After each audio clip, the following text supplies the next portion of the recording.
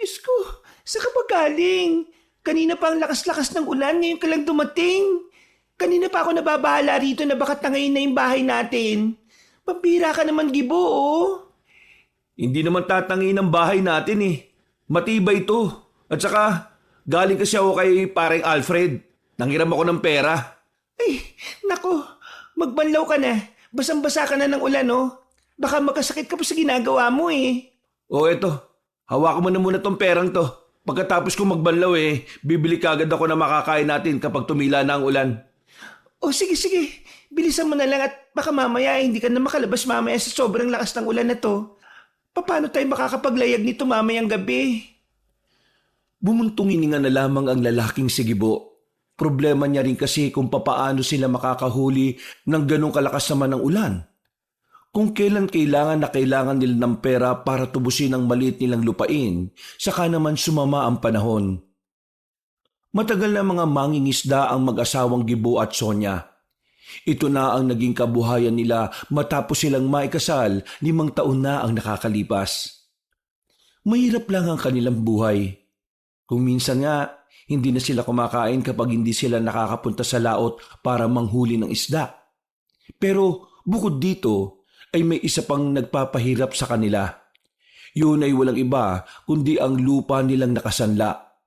Na dating taniman nila ng mga kamatis pero nang magkasakit ang babaeng si Sonia, napilitan na lamang silang ibenta yon. Oh, mag-iingat ka, ha? Ang lakas ng hangin. Kaya mas mainam kung magkapote ka na lang kaya kaysa magpayong. Sige mahal, huwag ka mag-alala. Walang masamang mangyayari sa akin.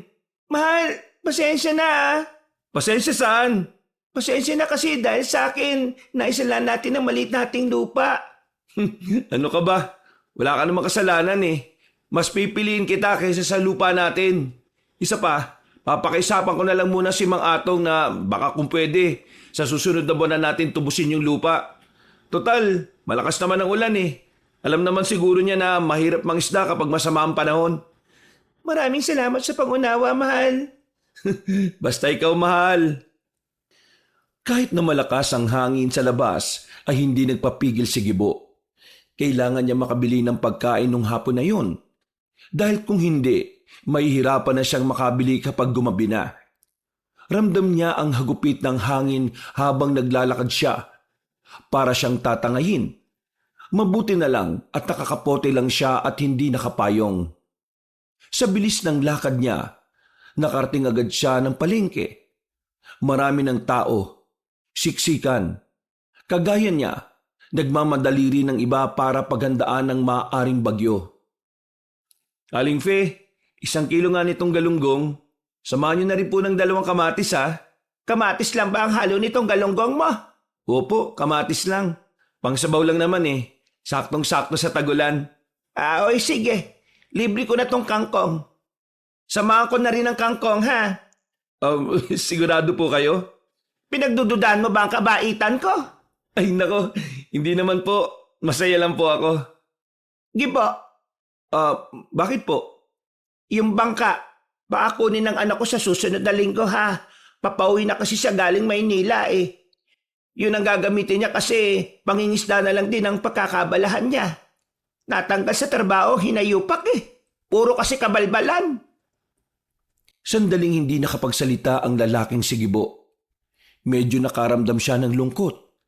Ang bangka na ginagamit kasi nila ay pag-aari talaga ng anak ni Aling Fe. Hiniram lamang nila ito nang magtrabaho ang anak nito sa syudad.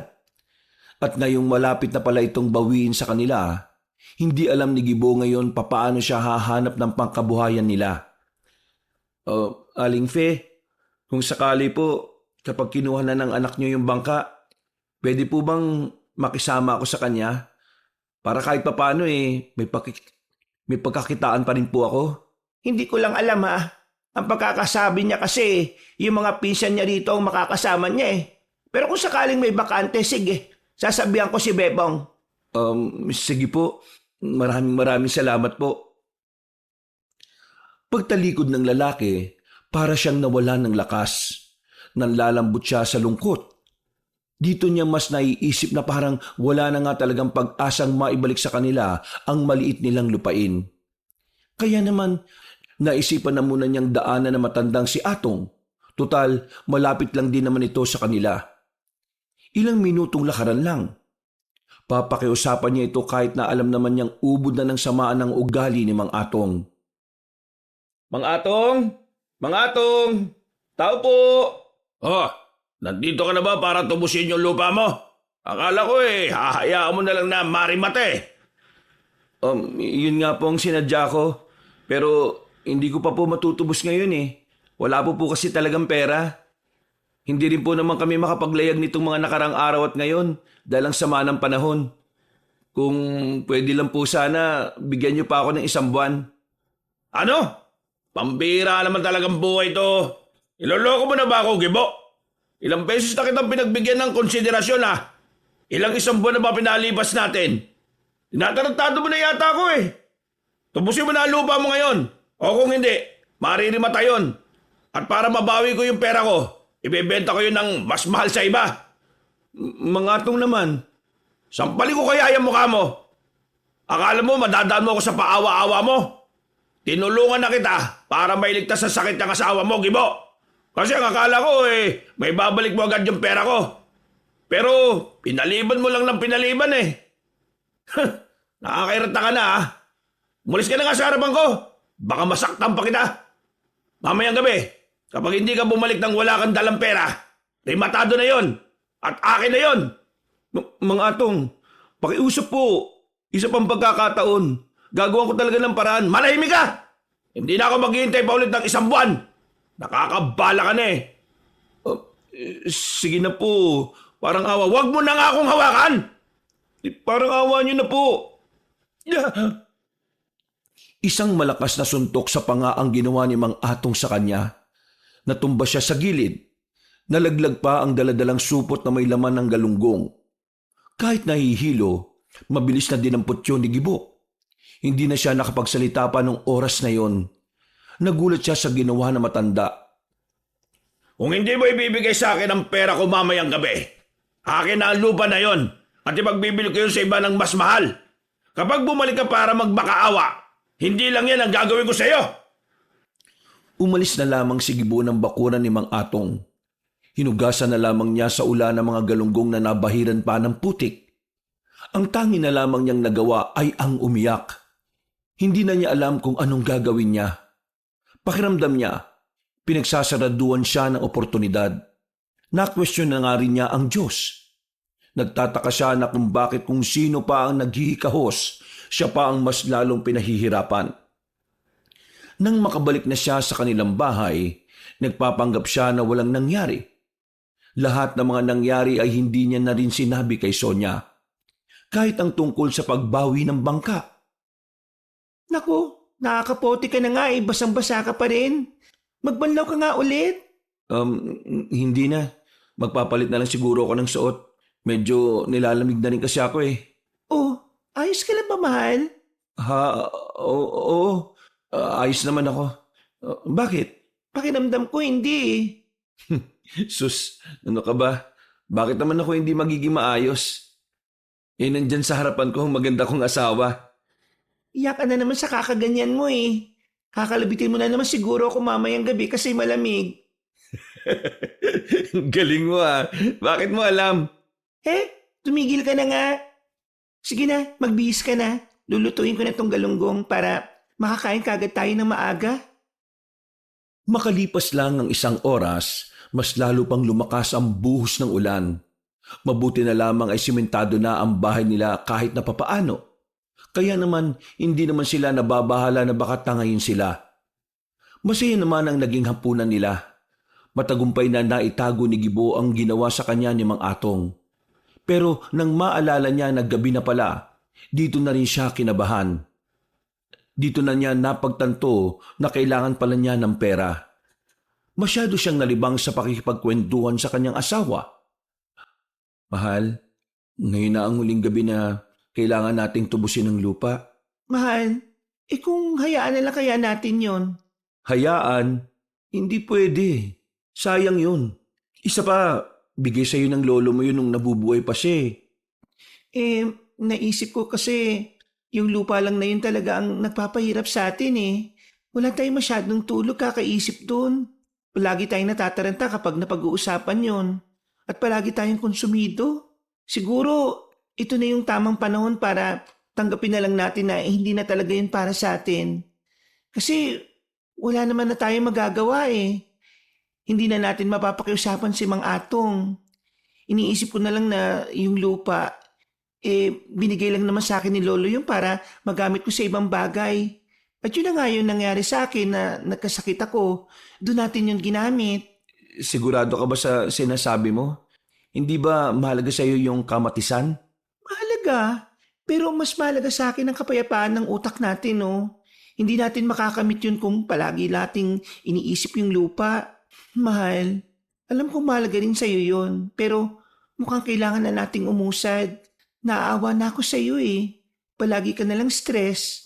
Palagi ka na lang nagmamakaawa kay Mang Atong para lang doon. Wala naman akong problema sa ganun eh. Ayaw ko nang nagmamakaawa ka sa mga ganong klaseng tao.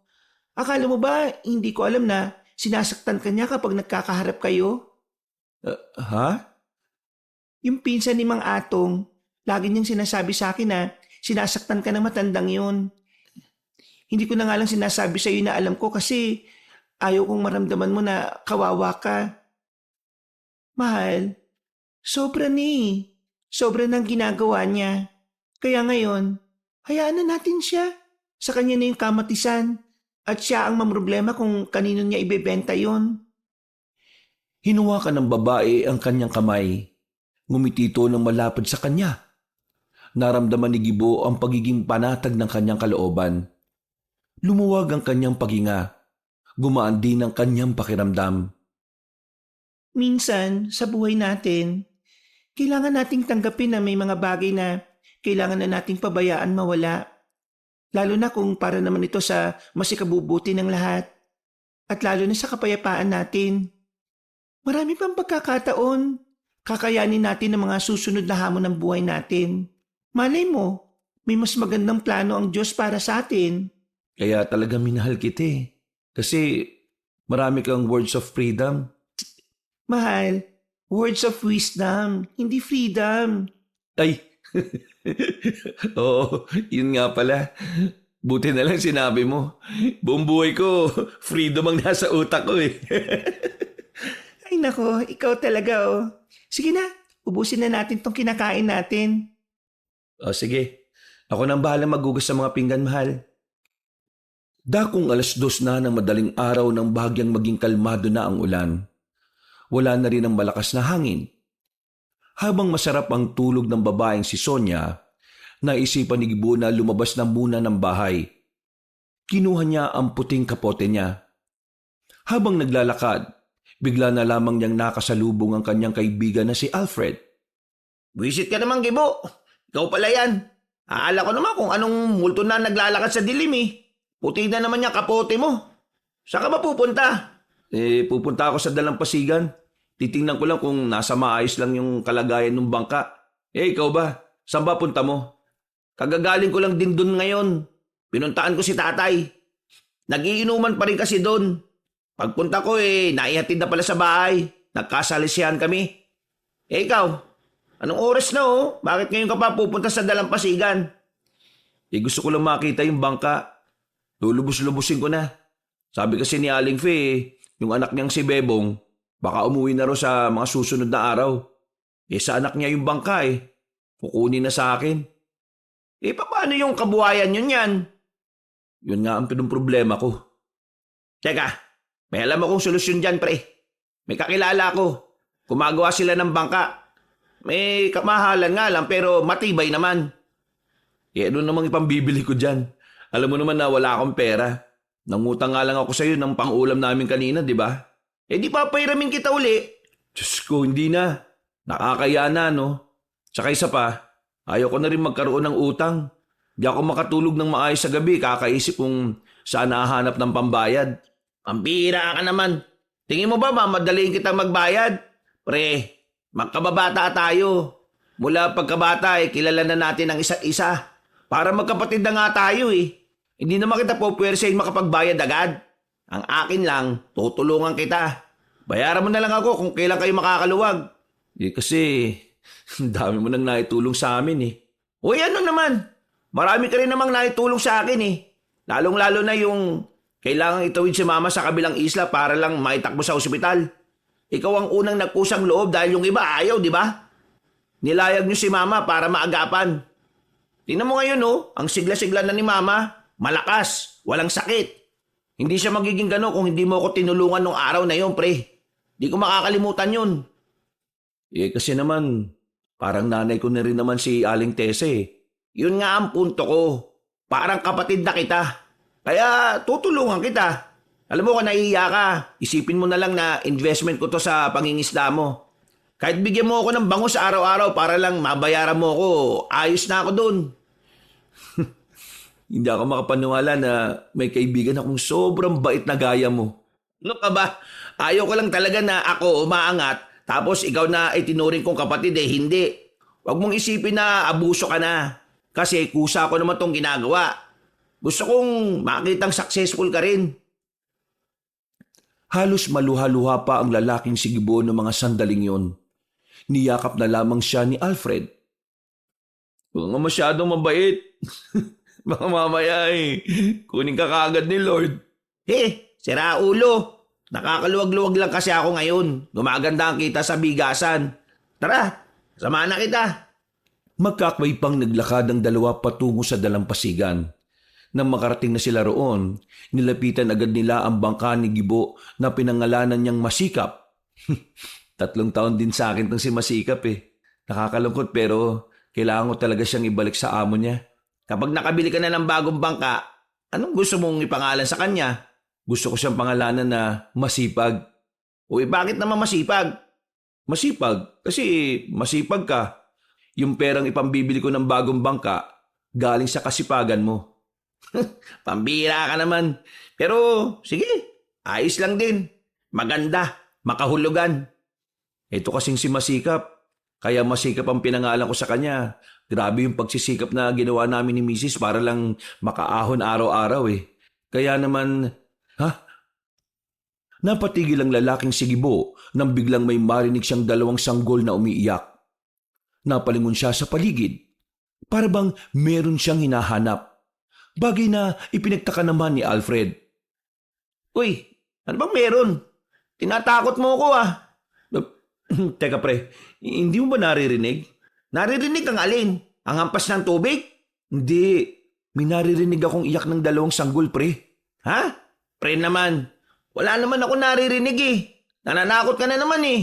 Hindi pre, meron talaga akong naririnig. Parang lumingon ang lalaking sigibo sa dagat. Doon niya naririnig ang iyak ng 2 sanggol. Iyak na hindi niya alam kung papaano mapupunta sa katubigan. Nandun sa gitna eh. Baliw! Paano naman magkakaroon ng sanggol sa gitna ng dagat, pre? Hindi ko rin alam eh, pero doon ko talaga naririnig eh. Alam mo, epekto yan ng mga iniisip mong problema eh. Ang mabuti pa, sumama ka na lang sa akin sa bahay. Nagluluto si mama ng lugaw dun eh. Kumain tayo tapos uwian mo si Sonia. Inakbayan na lamang siya ng kanyang kaibigan at agad na rin silang umalis. Hindi pa rin mawala-wala sa isipan ng lalaki kung ano man yon. Kahit siya, hindi rin makapaniwala na may iyak ng sanggol sa gitna ng dagat. At ang nakakapagtaka pa ay siya lang ang nakakarinig at tila malapit lang ito sa tenga niya. Pinilit na lamang niyang alisin sa isipan niya yon. Ipinagpalagay niyang dulot nga lang yon ng mga iniisip niya nitong mga nakaraang araw. Kinaumagahan, tuluyan na ngang tumigil ang ulan. Maganda-ganda na ang panahon. Kaya naman maaga nang naglayag ang lalaking sigibo gamit ang bangka niyang si Masikap. Habang nasa laot, hinahanap niya pa rin ang iyak ng sanggol. Pero wala naman siyang nakita. Sa isip-isip niya, baka nga guni-guni niya lamang yon. Kaunti lang ang huli ni Gibo sa buong maghapon. Binagsak niya agad sa pwesto ni Aling Feyon para maisama na rin sa benta. Nang makauwi na siya, Mahal, nandito na ako. Oh, mabuti naman at nandito ka na rin. May itatanong sana ako sa iyo eh. itatanong? Tungkol saan? Huwag kang tatawa kaya huwag mong isipin na nababaliw na ako ha. Siyempre naman hindi, no? Ano ba kasi yon? Kanina kasi, nung hinahatid kita sa dalampasigan, kahit ang daming nagsasalita, may naririnig akong umiiyak na sanggol. Parang dalawa pa nga yata sila eh. Tininan ko yung mga tao sa dalampasigan, wala namang may dalang sanggol sa kanila. Tapos, sa gitna ng dagat mo naririnig yung iyak. Ha? Bakit alam mo? Narinig mo rin ba? Oo, kaninang madaling araw kasi, mga 2:00, nagpunta ako ng dalampasigan para tingnan yung bangka natin. Narinig ko rin yun. Kasama ko pa nga si Alfred pero ang nakapagtataka, hindi niya naririnig. Ako lang talaga. Tingin mo, ano kayang ibig sabihin nun? Masama kaya yon? Hindi ko rin alam, mahal. Ang mabuti pa siguro, ikonsulta na lang natin sa mga matatanda. Baka alam nila yung pangitain na ganon. Huwag na. Baka mamaya isipin nila nabubuang na tayo. Naging palaisipan para sa mag-asawa kung ano nga ba talaga ang meron sa mga iyak na kanilang naririnig. Kaya nang sumapit ang kinagabihan, naisip nilang dalawa na pumasya sa dalampasigan. Susubukan nilang muling marinig ang dalawang sanggol, pero mag-iisang oras na sila roon ay wala naman silang narinig na kung ano. Mahal, hindi kaya guni-guni lang nating dalawa yun? Wala pa rin eh. Mag-aalas 8 na. Grabing guni-guni naman yun. Dalawa pa talaga tayo sa magkaibang oras. Kasi wala naman na tayong naririnig eh. O kaya pinaglalaruan lang tayo ng mga engkanto? Engkanto? May engkanto ba sa dagat? Hindi ko alam. Basta baka ganun. Mahal, sinasabi ko na nga sa'yo, kumonsulta na tayo sa albularyo. Kasi baka mamaya... Wag na nga.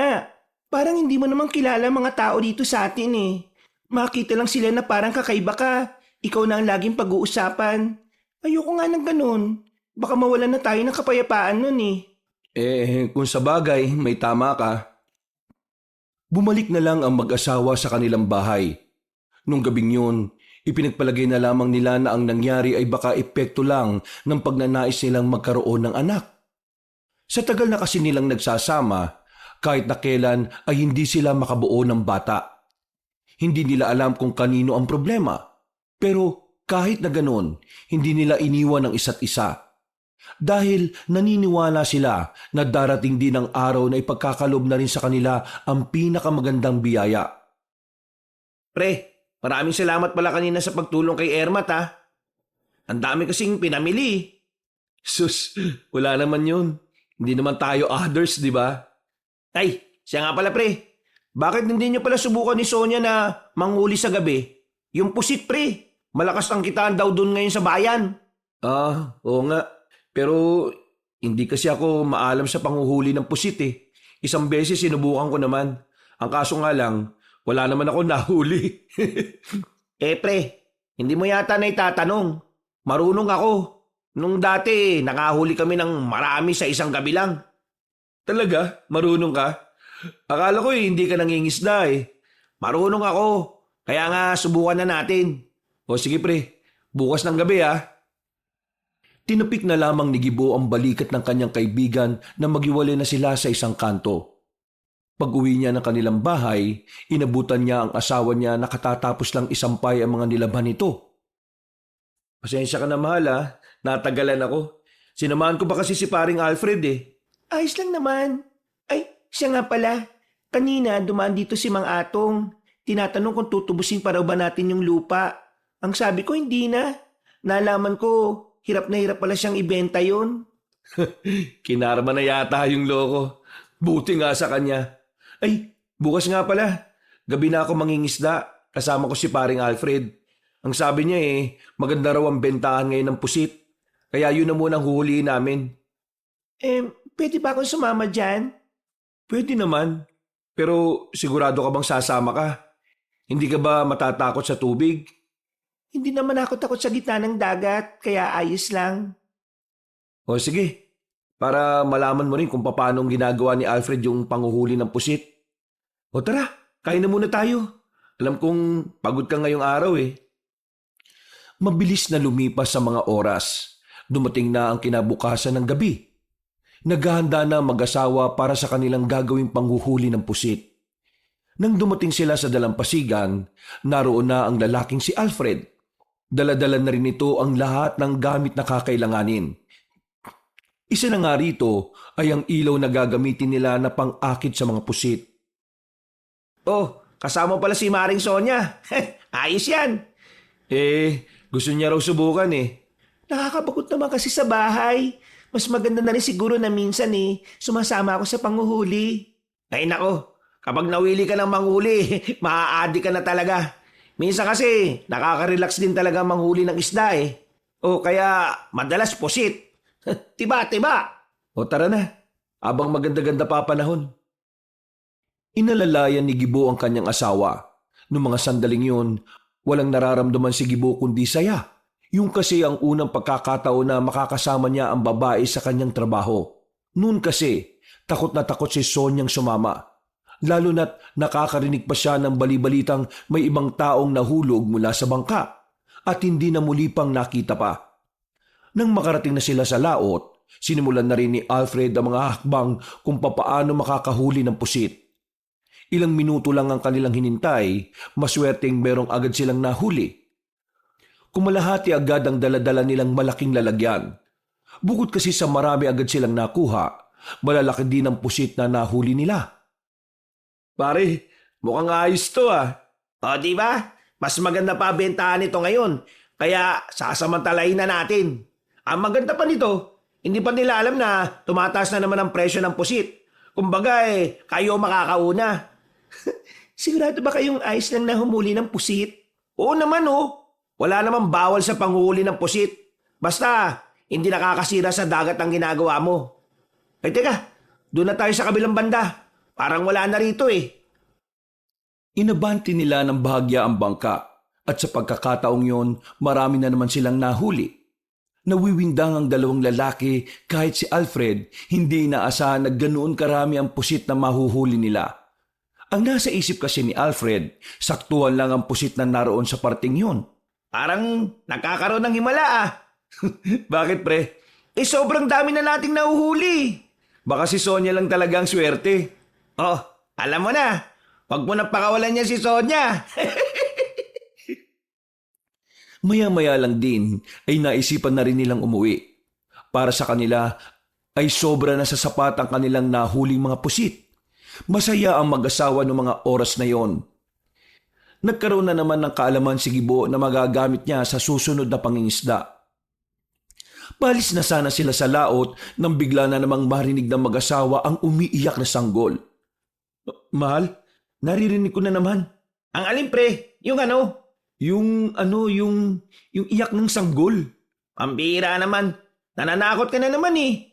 Hindi Alfred, hindi siya nananakot. Naririnig ko rin kasi. Nako, nagsabwata na ang mag-asawa para pagtripan ako. Pre, seryoso. Nakakarinig kami ng iyak ng sanggol. At palagay namin, nandito lang sa laot. Nanlalaki ang mga mata ni Alfred na maging siya ay narinig na rin ang iyak ng dalawang sanggol. Agad nilang tinutukan ng ilaw ang bandang likuran ng bangka. At mula roon, nakita nila ang mas maliit na bangka na bigla nilang lumitaw doon. Nasa loob ng bangka ang dalawang sanggol. Gagi, totoo nga. Pre, may sanggol nga. Wag, Sonya! Anong wag? Baka mamaya malunod yung dalawang bata. Wala tayong gagawin?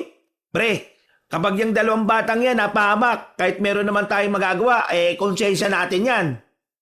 Tama si Alfred. Paano kung may kakaiba sa batang yan? O anak pala ng kung sino yan at tayo naman ang mapahamak? Mahal, masyado ka naman nag-iisip ng kung ano-ano. Ang isipin natin ay kung ano yung nasa harapan natin. Ayan yung dalawang bata Kapag inaanot pa yan, wala na tayong magagawa. O na. Tara, kunin na natin. Napapailing na lamang si Gibo nung oras na yon. Wala na siyang nagawa kundi ang pumayag na lamang. Kinuha nila ang dalawang bata. Nalaman nila na parehong batang lalaki pala ito. Sa tingin ni Sonya, tila kapapanganak pa lamang ng dalawa. Naku, sino kaya mga magulang ng dalawang batang ito? Mga wala namang puso yun? Pre, tingnan nyo parang kambal yata silang dalawa eh. Oo nga, kambal. Kambal na lalaki. Ampunin nyo na. Ha? Mahal, pwede ba tayo na lang ang umampun sa dalawang ito? Sonia, sigurado ka ba? Hindi ba dapat isurrender natin sila sa barangay? Kung isusurrender natin sila sa kanila, wala rin silang kikilalaning magulang paglaki nila. Kasi itatapon lang naman sila sa bayampunan eh. May tama si Maring Sonia. Nakikita mo naman yung mga batang palaboy sa bayan, di ba? Karamihan doon, galing ampunan. Nung lumaki-laki, inayanan nilang makalabas. Ganun ang magiging kapalaran ng 2 batang yan kung ibibigay yan sa bayampunan. Gibo, mahal, sige na. Hindi ka ba naaawa sa 2 ito? Huminga ng malalim si Gibo. Pinag-iisipan niya ng maigi ang kanyang magiging desisyon. Hindi naman sa ayaw niyang kunin ng 2 bata. Sa katunayan ay gusto niya ring magkaanak kahit na ampun lang. Ang iniisip lang talaga niya ay baka merong magabol sa kanila pagdating ng araw. E paano kung lumaki yan sa atin tapos biglang kunin ng mga totoong magulang? Handa ka ba sa araw na yon? Naisip ko na rin naman yan. Pero oo, handa ko. Hindi ko naman iniisip kung anong mararamdaman ko noon. Ang mas iniisip ko ngayon ay yung 2 bata na ito. Oo na, sige na. Pumapayag na ako. Iyon pre. Ninong ako niyan ha. Hindi inakala ni Gibo na uuwi silang higit pa sa mga pusit ang madadala nila. Nang makabalik na sila, naninibago ang lalaki dahil meron ng maririnig na sanggol sa bahay nila. Nung mga sandaling yon, kahit na papaano ay nakakaramdam na ng kaligayahan si Gibo. Nakikita niya kasing masaya rin ang kanyang asawa. Malapad ang ngiti ni Sonia, bagay na lalong nakakapagpagaan ng kanyang kalooban. Ang 2 bata ay pinangalanan nilang Benji at Benjo. Mula nang dumating sa kanilang kambal, napansin nilang tila gumanda na rin ang takbo ng kanilang buhay. Sa mga sumunod na taon kasi, nagkaroon na ng sariling bangka si Gibo. Magaganda at masagana rin ang panguhuli nito sa laot.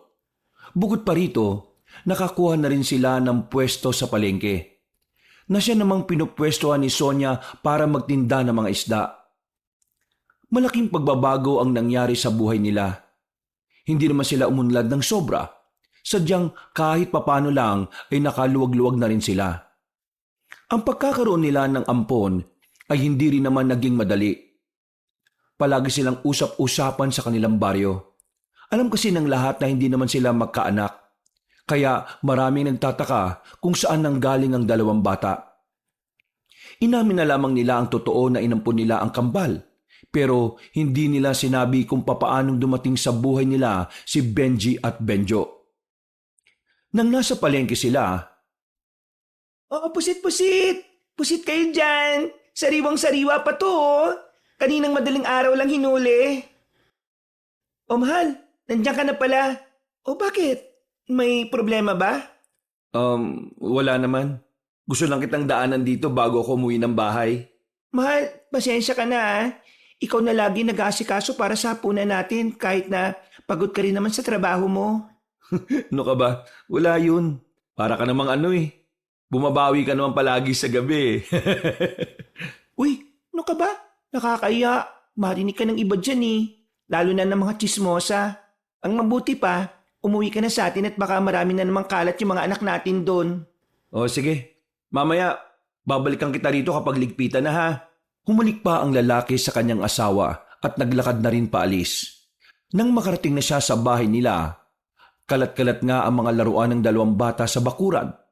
Napapakamot na lamang sa ulo si Gibo. Ay, pambihira naman talaga Kasasabi ko lang kanina na huwag kayong magkakalat dito eh. Oh, ano tong ginawa nyo? Si Benjo po kasi ang kulit eh. Nakatingin lang sa kanila ang batang si Benjo. Hindi ito nakakapagsalita. Pinatingin na nila ito sa doktor pero ang sabi sa kanila, maaring nasa lahi o nasa dugo na talaga ang dahilan kung bakit ganon si Benjo. Maaring minana raw ito sa mga magulang o sa sino mang kadugo nito. Bagamat hindi ito nakakapagsalita, himala naman na nakakarinig ito at nakakaintindi. O Benjo, tulungan mo na lang yung kapatid mo ha. Ligpitin nyo ito. Ako naman mag-aanda na rin ang makakain natin para sa hapunan. Sandali lang po, Papa. Oh, bakit? May sinasabi po si Benjo eh. Sinasabi? Saan? Ano daw? Tiningnan ni Gibo ang batang si Benjo. Nakatitig lang ito sa kapatid na si Benji. Naguguluhan si Gibo dahil hindi naman sumisenya sa bata. Meron po siyang sinasabi. Naintindihan ko po siya sa mga mata niya. Teka. Sinasabi mo yung sinasabi ni Benjo nalalaman mo sa pamamagitan ng pagtingin sa mga mata niya? Tama ba ako? Opo, Papa. Yun po yung kakayahan ko. Ang maintindihan siya kahit na hindi siya nagsasalita. Kaya nga po minsan, nag-uusap kaming dalawa eh. Dahil po doon, hindi ko po nararamdaman na meron siyang problema sa pagsasalita. Iniisip ko na lang po na tamad siyang magsalita. Sige nga. Ano yung sinasabi niya ngayon? Ang sabi niya, sabihin ko raw po yung gusto niyang sabihin. Kaya nga, ano nga yung gusto niyang sabihin? Ang sabi niya po sa akin, may paparating daw pong mga masasamang nilalang sa baryo natin. At kaming dalawa daw po ang lalaban sa mga yon. Ha? Masasamang nilalang? Teka. Anong masasamang nilalang naman yun? Mga nilalang daw na may tuturing na ring halimaw. At ang mga nilalang daw po na yon ay walang iba kundi mga aswang. Sa hindi malamang dahilan, ay naramdaman na lamang ng lalaki na tumindig ang kanya mga balahibo. Wala siyang ideya kung bakit parang may epekto sa kanya ang sinabi ng dalawang bata, kahit na alam naman niyang hindi pa naman kumpirmado yon. Benji, porque hindi nakakapagsalita ang kapatid mo, sinasabi mong siya ang nagsabi niyan? Alam mo ang ayaw ko? Ayaw na ayaw ko ng sinungaling ha? Hindi naman po ako nagsisinungaling, Papa eh. Kahit po tanungin niyo po si Benjo. Benjo, totoo ba na ikaw ang nagsabi nun? Tumangutango ang bata, bagay na lalong mas nagpalito sa kanyang isipan. Paano mo naman nalaman ng mga ganong bagay, Benjo? Nararamdaman niya po kapag may mga masasamang mangyayari. Yun po yung isa sa mga kakayahan niya. Isa sa mga kakayahan niya? Ano pa ang iba? Hindi ko pa po alam. Hindi niya ba po sinasabi sa akin eh. Nung mga sandaling yon, unti-unting naintindihan ni Gibo na ang kambal ay hindi talaga pangkaraniwan. May kakaibang kakayahan ng dalawang bata na hindi pa lang nila natutuklasan. Pero sa mga sumunod pang araw, dito na napatunayan ni Gibo na totoo ang mga nakikita ni Benjo. Isang gabi, Pre, gising ka ba? Pre, Gibo! Oh, bakit pre? Hindi ba ako nakakabala? Hindi pa naman. Maaga pa naman eh. Tinuturuan lang naming magbasa yung dalawang bata. O bakit? May problema ba? Pre, nabalita mo na ba yung nangyari sa anak ni Bebong? Kay Bebong? Anak ni Aling Fe? Hindi pa. Bakit? Ano ba nangyari? Wala nang anak ni Manang Fe, pre. Ha? Teka. Layo nga muna tayo. Baka marinig ng dalawang bata eh. Tara. Dito tayo. Paano nawala? Anong nangyari? Yung mga mangingisda sa dalampasigan, naglagay na muna ng karatula doon na bawal na muna pumunta sa laot. Doon kasi namatay si Bebong eh. Ang sabi ng mga kasama niyang nakaligtas, may malaking ibon daw na dumagit kay Bebong. Ibig kong sabihin, akala nila malaking ibon. Pero aswang daw pala na lalaki. Ha? Aswang talaga? Oo pre, yun ang sabi ng mga kasama ni Bebong.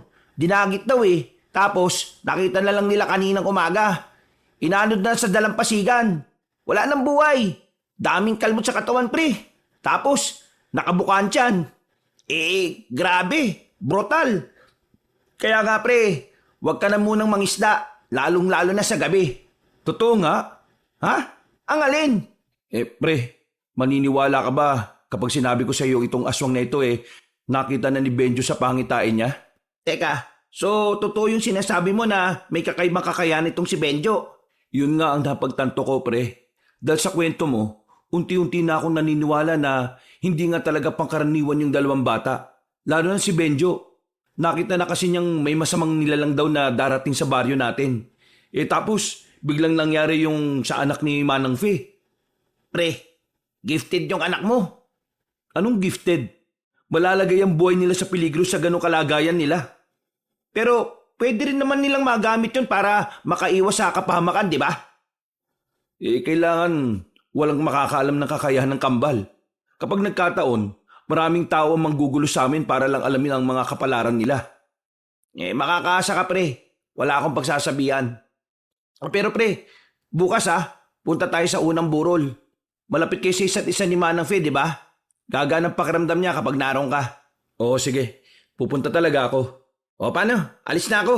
Pumunta lang talaga ako dito para pigilan kang pumunta sa laot ng ganitong oras. Sige pre, maraming salamat ah. Nang umalis na ang lalaking si Alfred, napahawak na lang sa dibdib ang lalaking si Gibo. Bigla na lamang kasi siyang kinabahan. Nababahala siya para sa kaligtasan ng kanyang anak. Dahil kung totoo ngang dumating na ang mga salot na nilalang, hindi malabong puntiryahin ng mga yun ang dalawang bata, lalo na't merong nalalaman ng kambal sa mga aswang. Kinabukasan, maagang nagising si Gibo para tulungan ang babaeng si Sonia sa pagbubukas ng pwesto nito sa palengke. Habang ang kambal naman ay iiwan na lang muna nila saglit. Habang naglalakad, binuksan ni Sonia ang usapan tungkol sa nangyari kay Bebong. Nakakaawa naman si Bebong, no? Ang brutal na nangyari sa kanya. Totoo ba talagang aswang ang pumaslang sa kanya? Yang sabi ng mga kasama niyang nakaligtas, aswang daw talaga eh. Grabe, nakakatakot naman ang mga aswang na yon. Kaya ikaw huwag ka na munang mangingisda ngayon. Hanggat hindi nahuhuli yung aswang, huwag kang pupunta sa laot. Oo, maghanap na nga rin muna ako ng sideline habang hindi paligtas sa dagat. Hindi nagtagal ay narating na rin nila ang palengke. Napatingin si Gibo sa tindahan ni Manang Fe. Napailing na lang siya nang makitang nakasarado yon. Napalingon naman siya sa mga tindera. Hanggang doon ba naman kasi si Bebong pa rin ang pinag-uusapan ng mga yon. Matapos matulungan ng asawa ay umalis na rin siya para mag-asikaso sa bahay. Nang makabalik siya, nawindang naman siya sa kanyang nakita. Inabutan niya si Benji na may hawak na itak. Tila nag-iinsayo ito. At ang mas kinawindang niya ay ang tila pagiging biyasa ng batang si Benji sa paghawak ng itak. Para kasi itong mandirigma kong gumalaw. Diyos ko, anong ginagawa mo, Benji? Nag-iinsayo ako, Papa. Ang sabi kasi ni Benjo sa akin, dumating na raw yung aswang sa baryo natin Kaya dapat lang magkaroon ako ng pagsasanay. Ano bang pinagsasabi mo, anak? Ang bata-bata mo pa. Bakit ikaw ang lalaban sa mga aswang? Kasi yun po yung kapalaran namin Kahit itanong niyo pa po kay Benjo. Kung hindi po kayo makikinig sa amin, maraming taong mapapahamak. Tiningnan ni Gibo ang kanyang anak na si Benjo. Tumango yun sa kanya. Napapakamot na lamang sa ulo ang lalaki. Konsumido na siya sa mga ikinikilos ng kambal. Hindi naman kasi dating gano'n ang mga yon. Parang mula lang na mag-8 taon ng dalawa, bigla na lang naging kakaiba ang mga sinasabi at ginagawa ng mga ito. Mga anak, makinig kayo ha. Ang pagpaslang sa aswang ay hindi nyo pa responsibilidad. Bukod sa delikado hindi nyo naman obligasyon na harapin ang aswang na yon. Kahit na alam nyo yung mangyayari, mga bata pa rin kayo. Masyado pa kayong inosente para maging maging tagapagligtas sa mga tao. Pero Papa, kailangan po kami ng mga tao Kung hindi po kami gagawa ng paraan, baka po mapahamak sila. Benjo, mga anak, papakinggan niyo ang papa. Hindi kayo lalaban sa mga aswang. Walang haharap sa mga aswang. Naintindihan niyo ba? Bakit naman po, Papa? Takot po ba kayo sa aswang? Hindi ako takot sa aswang. Takot lang talaga akong mawala kayo sa akin ng kapatid mo. Kaya sana, makinig na lang kayo sa akin. Sige po. Mga anak, mga bata pa kayo. Huwag niyong problemahin ang problema ng mga matatanda. Maglaro lang kayo na maglaro hanggat gusto niyo. Sulitin yung pagiging bata niyo. Pero kapag ang aswang sinubukan kayong saktan ni Mama, ako makakalaban nila. Benji, Opo, hindi na nga po. Ay, Papa, may sinasabi ulit si Benjo. oo, ano yun? Nakita niya raw po yung mga aswang. Marami pong masasaktan at mapapatay na tao. Bilang na raw po dun yung matandang babae na nagpapairam sa inyo ng bangka. Ha? Si Manang Fe? Hindi na nagsalita ang batang si Benji. Tumango na lamang ito sa lalaki. At sa mga sandaling yon, mas lalong nakaramdam na kaba si Gibo. Pakiramdam niya, sa mga susunod na araw ay mas lalo pang magiging komplikado ang lahat. Noong umagang yon, ay sinubukan ng lalaki na ituon na lamang sa gawaing bahay ang kanyang atensyon. Wala naman siyang gagawin ng oras na yon. Pero hindi mawala-wala sa kanyang utak ang mga sinabi ng kambal. May kung anong parte ng kanyang pagkatao na parang hindi mapalagal. Nababahala siya. Nagpaalam na muna siya sa dalawang bata. Naroon na rin naman si Sonia nung oras na yon, kaya ayos lang na lumabas siya ng gabi. Pupuntahan niya ang unang lamay ni Bebong. Kasama niya ang kaibigan na si Alfred. Pagdating nila roon, kakaunting tao lamang ang naabutan nila. Bilang lang sa daliri. Marahil dahil din pa lang ang unang gabi. Nilapitan nila ang matandang si Manang Fe. Nakaupo ito sa gilid ng kabaong. Tulala. Pero nang makita sila nito, ay ngumiti ito kagad sa kanila. Maraming salamat at dumating kayo. Nakikiramay po kami, Manang Fe. Umupo sila sa tapat nito. Nagpakita naman ng mapaitang ngiti ang matandang babae. Bigla na lamang itong nagkwento sa kanila, kaya pinakinggan na lamang nila ito. Nung nakaraan bago mangyari ito kay Bebong, nanggaling siya sa malayong lugar. Bundok. Kasama niya mga pinsan niya. Pag uwi nila, meron silang daladalang itim na kahon.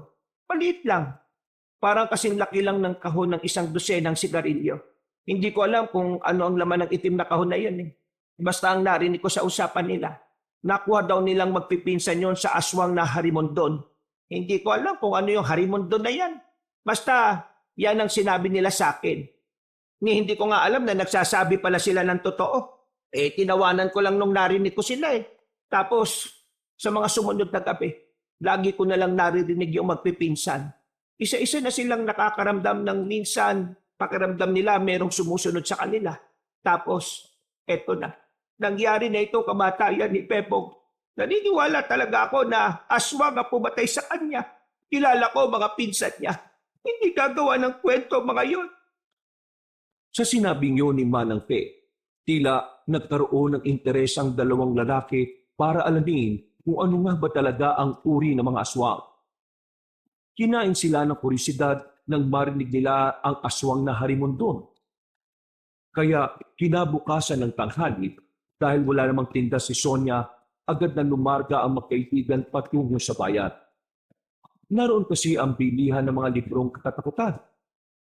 Nagbabaka sakali kasi sila na makita sa mga librong yon ang mga uri ng mga aswang na hinahanap nila. Ba naman to si Manong? Pumapasada pero wala namang baryang panukli. Dapat, bago kayo bumiyahe, may nakahanda na kayong panukli. Sayero pa magiging problemado sa inyo . O sige na, huwag nyo na ako suklian. Sa inyo na yan. Tagal pa tayo dito . Pagsabi niyo ni Alfred, agad na humarurot ang tricycle palis. Uy, laki pa ng sukli mo . Sayang yun. Anong magagawa ko? Wala namang panukli. Alam nga namang maghintay siya rito tapos tayo magpapabarya. Pre, hindi ka dapat napayag na binibigay na lang yung sukli mo. Modus nila yan . Sasadyay na walang barya para yung pasahero, sa halip na maghintay ibibigay na lang yung sukli. Ha? Ganun pa yun? Oo, alam na alam ko yan kasi lagi kaming naalis ni Mrs. di ba dati? Lokong tricycle driver yun . Tatatanda ko naman yung mukha niya . Saan ba dito yung bilihan ng libro na sinasabi mo? Ay, dun. Tatawid tayo. Doon ko nakita nung nakaraan . O tara. Ilang minutong lakaran lang, meron silang nakitang maliit na tindahan ng mga libro. Pumasok sila sa loob. Doon na nila nakilala ang isang matandang lalaki na inchik. Nakasalamin pa ito ng bilog. Sa itsura pa lang na matanda, alam na nilang may pagkamasungit ito. Magandang tanghali po. Ako po si Alfred at ito naman po si Gibo, kaibigan ko. Ako naman, Mr. Fang. Ako kilala dito bilang magaling na magbenta ng libro. Kayo pasok dito, ibig sabihin kayo bibili. Tama ba ko? Opo. Bibili po kami ng libro. Pero kailangan po muna naming malaman kung anong nandito po na libro na hinahanap namin. Ano ba hanap ninyo? Meron po ba kayong yung tungkol sa mga aswang? Iba't ibang uri ng aswang? Hindi na muna nagsalita ang matandang inchik. Pabalik-balik lang ang tingin nito sa kanilang dalawa. Kinakabahan din ng magkaibigan dahil bigla silang sinigawan ng matanda. Libro tungkol sa mga aswang? Ako meron yan. Ali kayo. Ayos sunod akin. Nakahinga sila ng maluwag. Sumunod sila kay Mr. Fang. Sa sulok ng balita tindahan na yon, merong kinuhang librong itim ang matanda. Kasing laki lang ito ng normal na notebook. Wala po ba kayong bago? Parang ang luma na po kasi niyan eh. Eto hawak ko libro. Ang may-ari dito, isa Albularyo. Pero wala na siya. Tigok na siya. Pero bago siya titigok, bili ko to sa kanya. Kaya ito mahalaga sa akin. Hindi ko to basta benta sa mga walang kwenta tao. Bago ko to benta sa inyo, tanong ko muna, bakit gusto nyo libro tungkol aswang? May gusto lang po kaming pag-aralan. Yung isa kasi namin kakilala, pinatay po ng aswang sa mismong laot. Pinatay na aswang! Nakto! Di na yan bago! Ako dami na rinig kwento ganyan.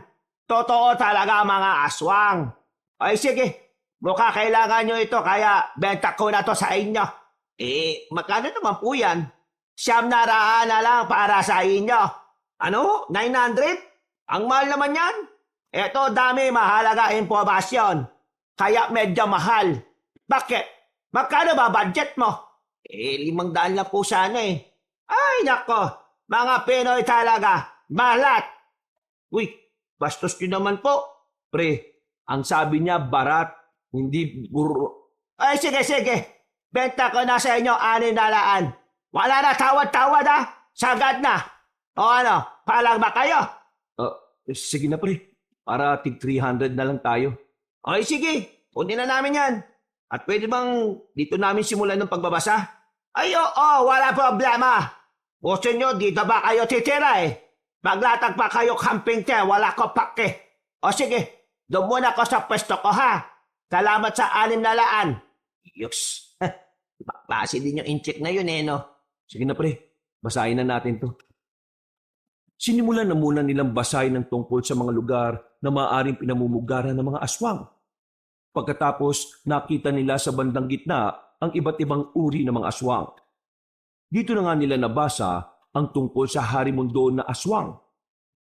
Ayon sa nakasulat, ang harimundo na isang uri ng aswang na may tuturing na malakas. Sinaunang uri ito ng aswang. Ang itsura nito ay maskulado ang katawan at maraming tato. Ang ulo nito ay ulo ng isang baboy ramo. Merong sungay sa magkabilang sentido. Pre, di ba ang sabi ng pinsan ni Bebong, lumilipad yung dumali sa kanya? Itong harimon doon, wala namang palang pakpak eh. Hindi nagtutugma doon sa sinasabi ni Manang Pe na harimon doon, na unang nakadaupang palad nilang magpipinsan. Paano kung ito palang harimon doon meron siyang mas mababa sa kanya na tauhan niya? Kasi ayon dito sa paglalarawan sa kanya, madalas na ang mga harimon doon ay mga naghahari-harian ng ugali. Ibig sabihin, posibleng meron siyang mga bataan. Ang galing mo! Naisip mo yon? Ibig sabihin, hindi lang pala nag-iisa ang aswang. Pero pre, ang problema, nasa na yung itim na kahon na sinasabi ni Manang Fe? Yun ang hindi natin alam eh. Baka mamaya, hanggat hindi nila nababawi yun, mameste sila sa atin. Ay, o nga no. Malaking problema nga yan. Di, kailangan nga nating mahanap talaga yun. Isasahuli ba natin? Kung yun ang makakapagpatahimik sa mga aswang na yan, kailangan talaga nating ibalik. Huminga ng malalim ang lalaking sigibo. Naiisip niya palang na makakaharap nila ang mga aswang, parang nanglalambot na ang tuhod niya. Ipinagpatuloy pa nila ang pagbabasa. Marami-rami silang nalaman sa librong yon. Naroon din ang ilang mga pangontra na magiging epektibo laban sa mga aswang. Matapos ang kanilang pagbabasa, ay naisipan na rin nilang umuwi. Pero bago sila makalis sa tindahan ng libro, meron pang sinabi sa kanila ang matandang inchik. Hindi madali kalaba mga aswang ha. Kaya kung ako sa inyo, mas mainam, manahimik na lang. Tumango na lamang silang dalawa. Nang may mapadaan na tricycle ay agad na rin silang sumakay. Dakong 10:00, nasa kasarapan na ng tulog ang mag-asawang Gibo at Sonia. Nagising sila nang maramdamang wala na sa tabi nila ang kambal. Napamulat agad ng mata ang dalawa. Napabangon. Tumingin sa buong bahay pero wala roon ang magkapatid. Oh, nasan yung kambal? Napansin ni Gibo na wala ng dalawang itak na nakasabit sa gilid ng pinto. Tumingin sila sa bakuran. Wala rin doon ng dalawang bata. Sa likod bahay, baka nanguhuli na naman ng mga gagamba yun. Pero nang puntahan nila ang likod bahay, kadiliman lang ang bumungad sa kanila. Wala pa rin si Benji at Benjo. Kinakabahan na ang dalawa. Napapaluhan na rin ang babae si Sonia. Pero nang bumalik sila ng bakuran, nakita nilang kararating lang din ang kanilang anak. Pero ang kinawindang ng mag-asawa, hawak-hawak ng dalawang bata ang dalawang itak. Na sa mga pagkakataong yun, napansin nilang may kung anong tinutulog mula sa patalim. Ha? Diyos ko! Agad na tumingin-tingin si Gibo at Sonia sa paligid. Habang walang nakakita sa kanila, dali-dali nilang dinala ang dalawang bata sa loob ng bahay. Dito na nila nakitang dugo ang nasa itak. Hindi alam na mag-asawa ang kanilang mararamdaman, pero mas pinili na lamang ni Gibo ang maging kalmado. Ano nangyari? Ito, bakit gumamit ang itak at bakit dugo? Nagising mo kanina si Benji nang paramdaman po namin may nagmamasid na aswang sa bahay natin. Lumabas po kami, kinuha po namin ang itak. Tumakbo po sila palayo eh. Pero naabutan po namin sila sa gubat. Kaya yun, pinatay po namin sila. Diyos ko, Mariosep, ano ba pumasok sa isip niyo at bakit na kinalaban ng mga aswang na yun? Hindi di ba alam na delikado yun, mga anak? Kaya nga po namin sila kinalaban eh. Kasi delikado po ang buhay nating lahat sa kanila. Kung hindi po sila mamamatay, baka masaktan nila tayo. At baka masaktan po nila ang ibang tao. Pero anak, ito sinabihan ko na kayo, wala kayong gagawin tungkol sa mga aswang na yan. Ano pang hindi nyo naiintindihan doon? Napayuko na lamang ang dalawang bata. Medyo nagagalit pa rin kasi si Pito sa mga pagkakataong yun. Napahawak na lamang ito sa sentido dahil sa sakit ng ilo. Ipo, bakit pagtatambalik isang gusto palaban ng aswang? Ano ba ito? Mahal, yung dalawang batang yan, hindi sila pangkaraniwang bata. Sanggol pa lang sila may kakaiba na silang kakayahan. May kakayahan si Benjo na makita sa pangitain niya mga masasamang mangyayari. Habang si Benji naman, ang nakakaintindi sa kanya, kahit hindi siya nakakapagsalita. Papa, Mama, lagay ko po. Ang tungkulin po talaga namin para kalabanin ng aswang. Sabi ni Benjo sa amin, kami raw po ang ikinaklang papas lang sa mga aswang. Ano yung pinagtang sinasabi mo? Mabata-bata niyo ito eh. Ipinan niyo nga ako. Ayaw ko niyan Mga bata pa kayo kaya ang gusto ko, maging bata lang kayo. Wala akong pakialam kung may kakaiba kayong kakayahan. Tanggap po kayo. Huwag lang kayong lumaban-laban sa mga aswang na yan. Pinasabi ko sa inyo. Oh, narinig niyo sinabi ng nanay niyo Makinig kayo sa kanya. May sinasabi po si Benjo Ano kung sinasabi niya? At kaprobinsya na raw po natin ng mga aswang. Narito sila para pawin kung anuman po yung nawala sa kanila. Basta, walang ang hawak ng itak sa inyong dalawa. Kahit na anong sandata pa. At hindi na ito mauulit Benjo, Benji. Kasi kapag ito naulit, makakakin na kayo sa akin. Mabait ako mama sa inyong dalawa. Pero ayaw ko ng mga batang hindi nakikinig. Naintindihan niyo ba ako? Opo, mama. Siguraduhin niyo lang yan. Sige na, magbukas na kayo ng kamay. Wala dapat makalam na meron kayong pinaslang na aswang Intindihan niyo? Noong mga sandaling yon, nawindang ang lalaking si Gibo.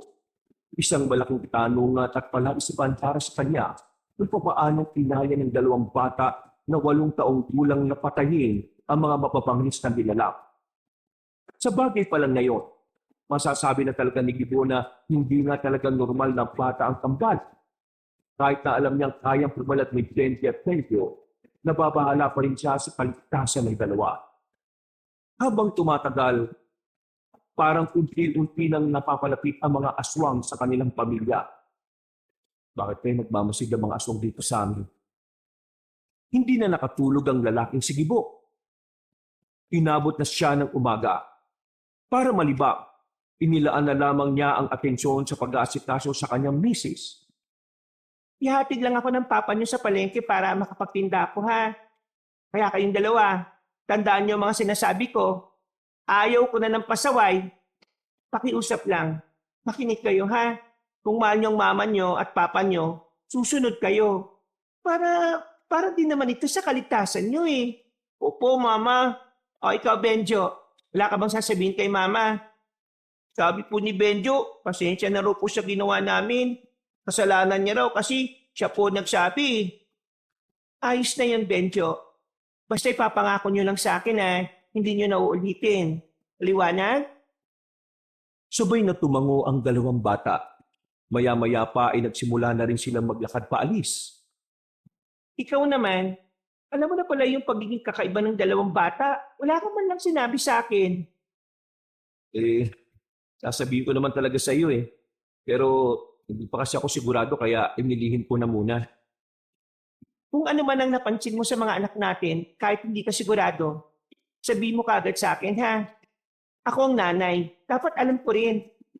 Kung nababantayan ko lang sila palagi, mapapansin ko naman yun eh. Ang kaso, pati ako wala sa bahay. Kaya ko na bahala. Alis lang. Paglibing ka ba ng Sabado? Nilibing na si Bepong eh. Oo. At sabi na ako kay Manang Faith. Pwede ba kami sumama ng mga bata? Oo naman. Mahal, Oo, bakit? ayoko mula sa atin si Benji at Pencho. Mahal na mahal ko sila eh. Kaya huwag natin silang hayaan na gawin yung sinasabi nila. Yung kapalaran na sinasabi nila. Ayoko na ganun. Ito mag-alala, mahal. Ito naman ako eh. Hindi ko hahayaang mapahamak ang kambal natin. Pangako mo sa akin na kahit na anong mangyari, pipigilan mo sila. Oo, mahal. Pangako yan. Ang pag-uusap na yun ay pansamantalang natigil nang mapadana sila sa barangay. Maraming tao sa labas. Nakakagulong sumilip sa loob. Mahal, sandali lang ah. Titingnan ko lang kung anong meron. Nakipagsiksikan pa si Gibo sa mga tao. Nakita niya rin doon ang kaibigang si Alfred. Kinalbit niya ito at tinanong. Pare, anong meron? Sakto, dantiyan ka pala. Pupuntahan pa lang sana kita eh. Teka, nakakita mo ba yung mga nakatakip ng sako? Ha? Saan dyan? Ayun oo, sa may gilid ng sasakyan ni Kapitan. Mga bangkay ng aswang yan, pre. Ano? Bangkay ng aswang? Oo, pre. Natagpuan ng mga magsasaka kaninang alas 5 ng umaga. May pumatay daw dyan sa 6 na aswang na yan eh. Anong sinabi mo? 6? Oo, 6. Tingnan mo, oh. Bilangin mo yung mga paa. 12, di ba? Nagtindigan na naman ang balahibo ng lalaki sa Gibo. Nawindang siya. Pinagpapawisan dahil sa kaba. Ang buong akala niya kasi, isang aswang lang ang pinaslang ng kambal. Hindi siya makapaniwalang 6 pala yun. Napapalunok siya ng laway dahil sa kaba. Pero nagpaalam na rin siya sa kaibigan niya at binalikan na lamang niya ang asawa. Ano meron doon? Yung bangkay ng mga aswang, na-recover ng mga tanod at magsasaka. Mga aswang? Oo, marami. 6 na aswang. Patay, mahal. 6 na aswang ang pinatay ng kambal natin. Napatigil sa paglalakad ng babae. Napahawak ito sa braso ni Tito ng madilik yun. Parang bigla itong nanlambot si pagkabigla.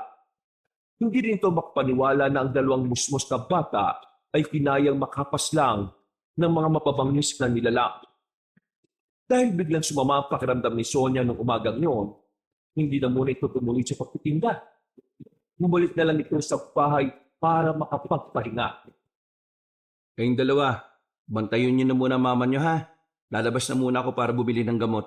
Bago gumabi, nakabalik na ako. Papa, nagkasakit po ba si Mama dahil sa amin? Hindi. Napagod lang ang mama niyo sa pagtitinda. Huwag na kayong mag-alala. Magiging maayos din naman ang lagay ng nanay niyo. Kailangan lang niya magpahinga. Oh, alis na muna ako ha. Kapag nagising ang mama niyo, ibigay niyo na lang yung nakatakip na pagkain doon. Benjo, yung mga bili namin ng mama niyo sa inyo ha, tatandaan niyo. Dali-dali nang umalis ang lalaki. Walang bilihan ng gamot sa kanilang lugar kaya kailangan niya pang bumiyahe patungo sa bayan. Agad naman siyang nakarating doon. Dahil hindi siya nahirapang makasakay, maging sa bayan, nalaman niyang usapan na rin pala ang mga aswang. Pagkatapos niya makabili ng gamot, agad na rin siyang umuwi. Kaso, yung sinasakyan niyang tricycle ay hindi na nagawang makapasok pa ng kanilang baryo. Bigla na lang din kasing umulan na malakas. Lulubog ang gulong sa lupa kung pipilitin pa. Nakakainis naman talagang buhay to. Malapit na ako, bigla pang umulan. Biglang merong lalaking nakasilong din sa kinalalagyan niyang kubo. Hindi niya kilala ang lalaki. Mas lalong hindi niya ito namukaan nang humina ang ilaw sa poste na nasa tapat nila. Pwede ba makisilong, pre? Ha? Oo naman. Lakas ng ulan, no? Oo nga eh. Mukhang masama na naman ang panahon. Siguro, kung ganito kalakas ang ulan ng gabing yon, hindi mamamatay yung lalaki. Ha? Yung bebong? Kilala mo si Bebong? Oo, kilala ko siya. Kaano-ano mo siya? Kung malakas ang ulan nun, hindi sila pupunta ng laot. Kaso, ang ganda-ganda ng panahon nun eh. Nagkaroon tuloy ako ng pagkakataon para gawin ang binabala ko. Napatingin bigla si Gibo sa lalaki. Maraan din itong lumingon sa kanya. Napaatras si Gibo. Hanggang sa mapadikit na siya sa puno ng nyog. Kinakabahan na siya noong mga oras na yon. Hindi na nga niya naramdaman na nababasa na pala siya ng ulan. Sino ka? Sino ako? Di mo na kailangan malaman. Ang mahalaga, mapapatay ko ang ama ng kambal na magiging hadlang sa mga plano namin. Saktong kumidlat. Nakita niyang nagbago na ng anyo ang lalaking kaharap niya. Hindi na siya nagsayang ng sandali. Tumakbo na siya paalis. Malayo-layo na siya pero laking gulat niya nang biglang nasa harapan na naman niya yon. Nakita niya ang malapad na pakpak ng lalaki. Kailangan mo mawala. Nang sa ganun mas lalong magkaroon ng dahilan ng dalawang bata na labanan kami. Kapag nangyari yon, mapapatay na rin namin sila. Huwag kang lalapit! Lumingon-lingon si Gibo sa paligid. Wala siyang mahinga ng tulong. Sa mga pagkakataong ito, sa isip-isip niya, marahil yun na ang huling sandali ng kanyang buhay. Sa kakatras niya, natalisod siya at napaupo. Nakatingin lamang siya sa lalaking aswang. Magpaalam ka na sa mundong ito dahil mamamatay ka na! Akmang kakalmutin na siya ng aswang nang biglang dumating ang dalawang bata. Gamit ang itak, mabilis na tinaga ni Benji ang lalaking aswang. Tinamaan yun sa braso at agad na nakadistansya. Pero sa likod nito, naroon din pala ang bata namang si Benjo. Hinagupit naman ito sa bewang ng lalaki na naging dahilan para tumungtong na ito sa puno. Ayan, ganyan nga. Ipakita nyo kung gaano nyo kagustong pumaslang ng kagaya kong aswang. Mga anak, tama na! Ayoko mapahama kayong dalawa! Bakit kayo nakatingin lang? Lumusob kayo at patayin nyo ako mga bata!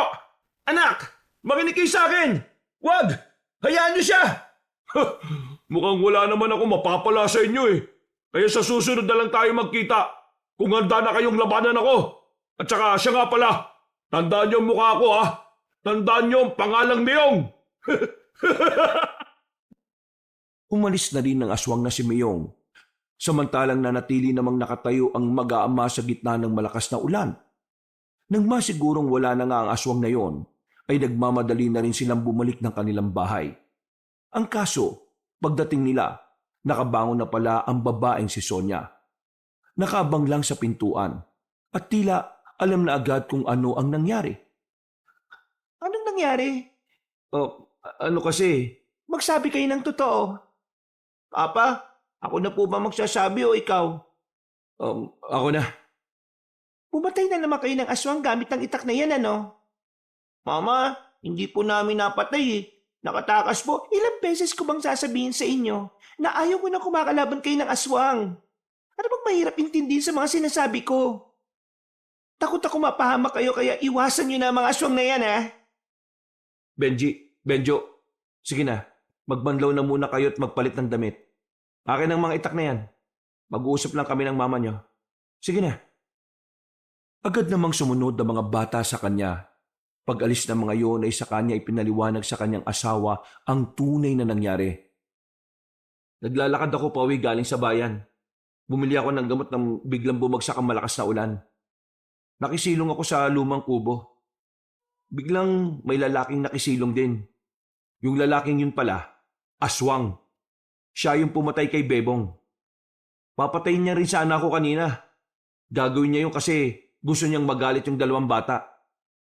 Kapag nagalit yung dalawang bata, hahanapin nila malamang ang mga aswang. At dahil doon mas magiging madali sa kanila para tugisin ang dalawang bata kapag puno na ng galit ang puso ng kambal. At hinayaan mo na lang talaga na kalabanin nila yung aswang na yon. Hindi ko inayaan. Bigla na lang silang dumating nang malapit na akong patayin ng aswang na yun Iniligtas nila ako. Pero pinigilan ko na silang lumaban ng dumistansya na yung lalaki. Kung hindi dumating yung mga anak natin, siguradong wala na ako ngayon. Pasensya na. Naging emosyonal ako. Alam mo naman na masama ang pakiramdam ko, di ba? Tapos paggising ko, wala kayong tatlo rito. Malalaman ko, ganun pa nangyari. Pasensya ka na rin mahal at nangyari ito. Pero huwag ka na magalit sa dalawang bata ha. Ginawa lang nila yon para iligtas ako. Pero mahal, nag-aalala ako para sa kanilang dalawa. Paano kung pag-initan sila ng mga aswang? Hinawakan ni Gibo ang kamay ng kanyang asawa. Tiningnan nito ang babae sa mga mata. Mahal, tingin ko, kailangan na lang natin tanggapin na yun talaga ang kapalaran ng dalawang bata. Ano? At teka, seryoso ka ba sa mga sinasabi mo? Gusto mong pabayaan natin sa pakikipaglaban ng dalawang bata sa mga aswang? Sonia, ang plano talaga ng mga aswang paslangin ng mga kambal, Sonia. Dahil si Benji at Benju lang ang nahadlan sa mga gusto nilang mangyari sa probinsyang ito. Kaya sa halip pigilan natin sila, bakit hindi natin sila hayaang protekta ng kanilang mga sarili? Mahal, magpakatotoo na tayo. Ikaw at ako. Kahit kasama pa si paring Alfred. Hindi natin sila kayang protektahan laban sa mga aswang. Tao lang tayo Aswang ang mga yon. Ang tanging makakapagprotekta lang sa kanila ay sila mismo. Dahil pinanganak sila na likas ang pagiging malakas at mabilis.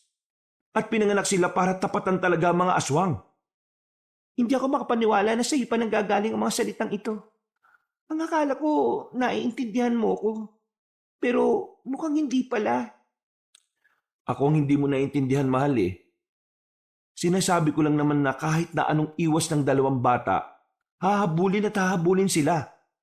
Anong gusto mo? Mamatay sila ng hindi lumalaban? Kahit na may kakayahan naman silang labanan ng mga yon? Isipin mo namang maigi, Sonia.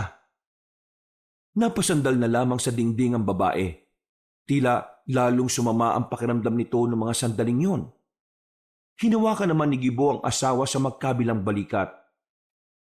Sonia, mahal, kailangan natin magtiwala sa dalawang anak natin. Kailangan nating maniwala na kaya nila.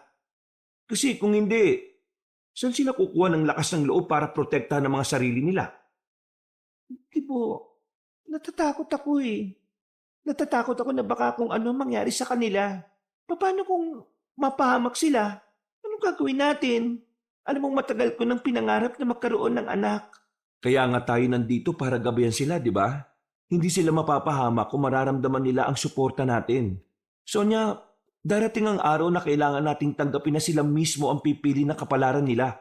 Dahil wala pa sila sa atin, nakaukit na ang dapat nilang gawin sa mundong ito.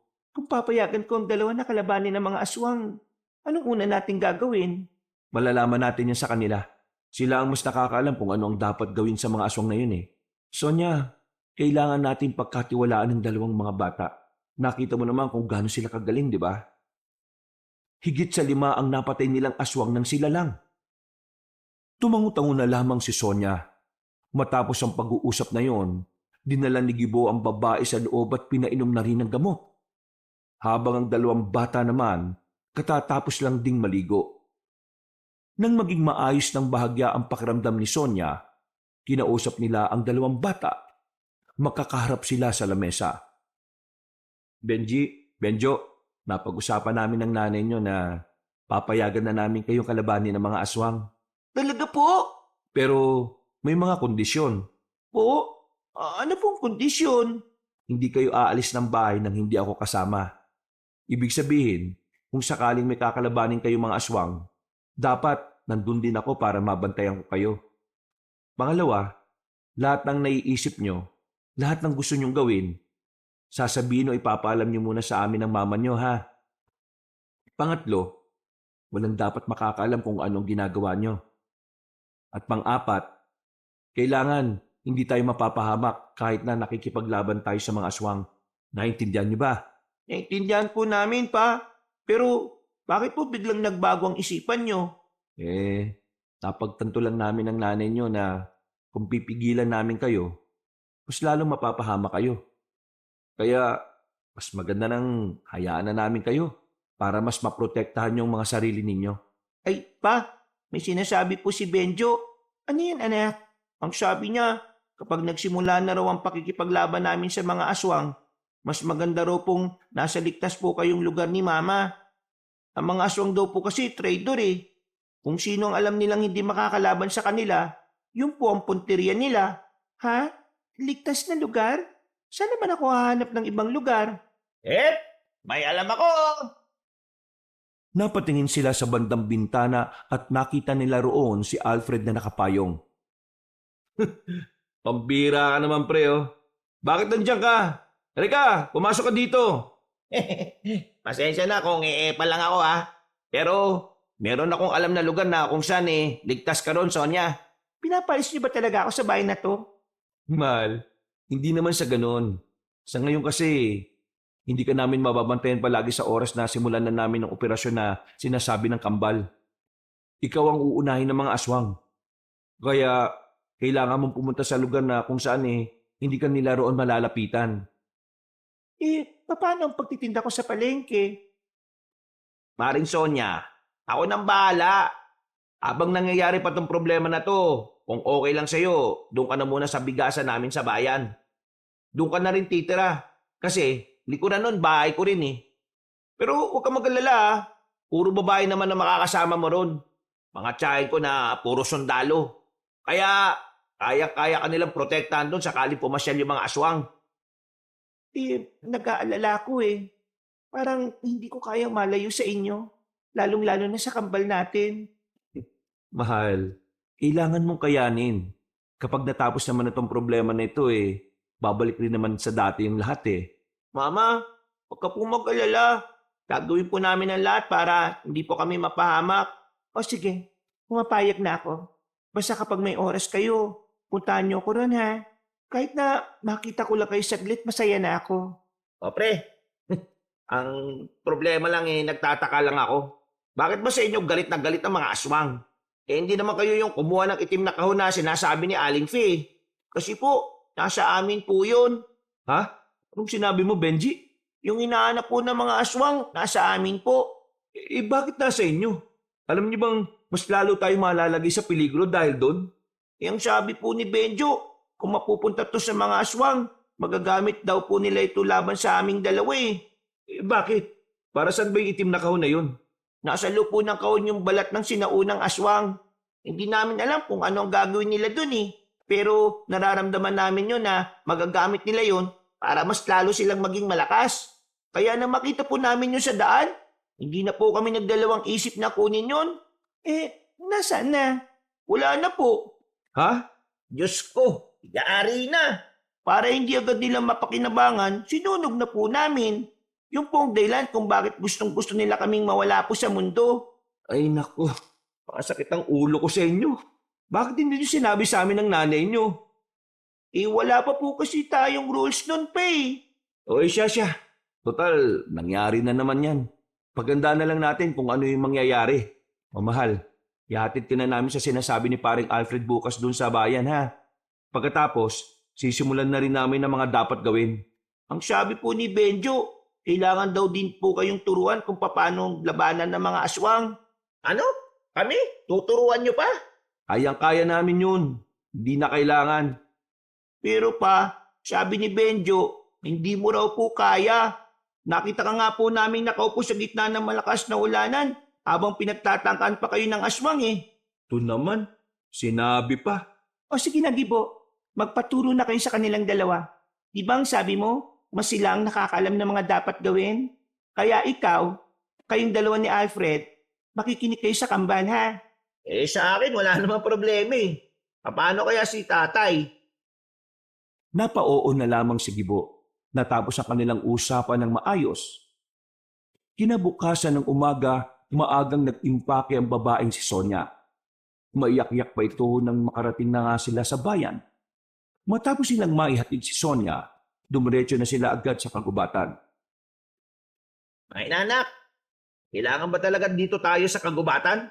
Ninong, hindi po tayo pwedeng mag-ensayo sa harapan ng bahay namin. Kasi makikita po tayo ng mga kalugar natin eh. O nga naman, pre. O talaga, oh. Sorry naman. Sabi ni Benjo, siya raw po ang magtuturo kay Papa.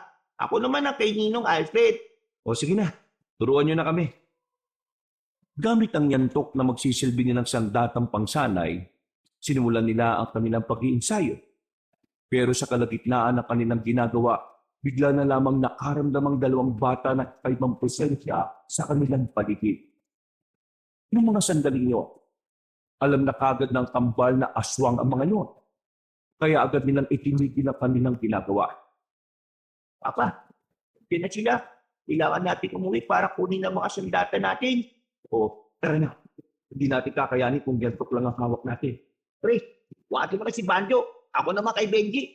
Hindi na po. Kaya na po namin. Benjo, tara na. Takbo na. Nawindang ang dalawang lalaki na makita nilang sobrang bilis ng takbo ng dalawang bata. Para sa kanila, hindi normal ang takbo ng mga yon. Umaripas na lang din ang takbo si Gibo at Alfred sa takot na maabutan sila ng mga aswang.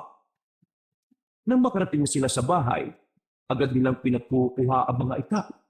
Isinarado na rin nila ang pintahan at pinto.